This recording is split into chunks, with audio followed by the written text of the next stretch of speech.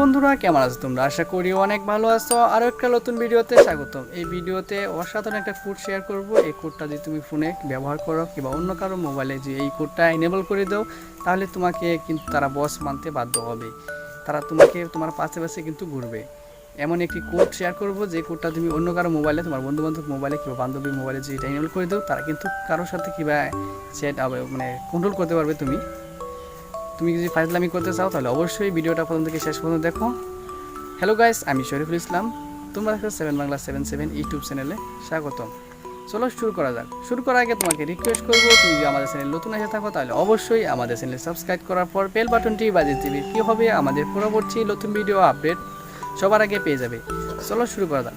First of all তোমার ফোনে কিন্তু ডায়াল প্যাডটা ওপেন করে নিবে। হ্যাঁ, ডায়াল প্যাডটা ওপেন করার পর তুমি ডায়াল প্যাডে গিয়ে আমি যে কোডটা স্ক্রিনে দেখতে পাচ্ছ, অথবা আমি নিজেও বলে দিতে আছি, টাইপ করবে। কি টাইপ করতে হবে? টাইপ করবে হ্যাশ, তারপরে 3, তারপরে 1, আবার হ্যাশ লিখে তুমি যেই নম্বরে এটা এনেবল করতে চাচ্ছ এই অপশনটা, সেই নম্বরে তুমি যে কত নম্বরে তুমি, ধরো আমার 2টা সিম আছে, আমি 1 নম্বরে, আমার অলরেডি একটা সিম আছে, তা আমি 1 নম্বরে কিন্তু এই এনেবল করতে চাচ্ছি এই অপশনটা।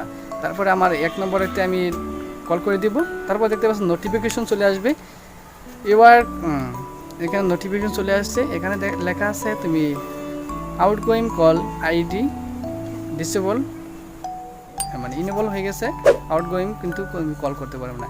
এই নম্বর দিয়ে তুমি কারো কেউ তোমার নম্বর দিয়ে কারোর সাথে কথা বলতে পারবে না। শুধুমাত্র ইনকামিং কলটা আসবে, যে অন্য কেউ কল করলে তোমার ফোনে কিন্তু আসবে।